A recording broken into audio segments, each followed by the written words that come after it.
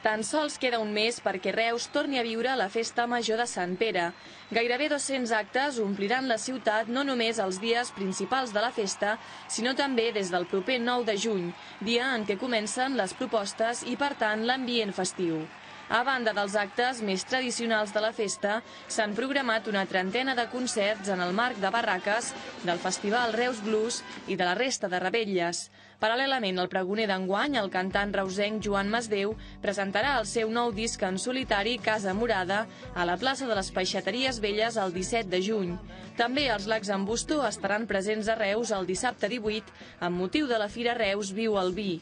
Una de les novetats d'enguany és la recuperació dels bous festius, elements que s'utilitzaven antigament. Es tracta de 2 bous i una vedella que porten material pirotècnic i se salta i balla al seu voltant mentre ruixen el públic d'Espurnes. La seva actuació serà a la plaça del Mercadal el dia 21. Eren unes figures de fusta que s'omplien de carretilles, que de vegades es portaven gent, de vegades anaven sol, i que corrien fent sortides, eixides, que es deia.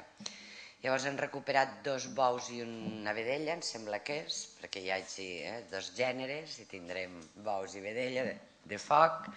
Festa patrimonial ens la van donar per el que tenim, però també per la voluntat explícita de voler continuar avançant i recuperant patrimoni, no? El seguici petit es veurà enguany incrementat amb l'entrada dels gegants indis i moros que se sumaran a la cercavila del dia 27.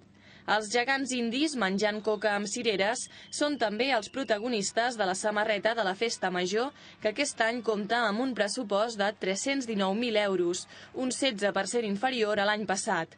Enguany, tots els nens i nenes podran portar un braçalet dels nanos de Reus amb el seu nom per identificar-los si es perden.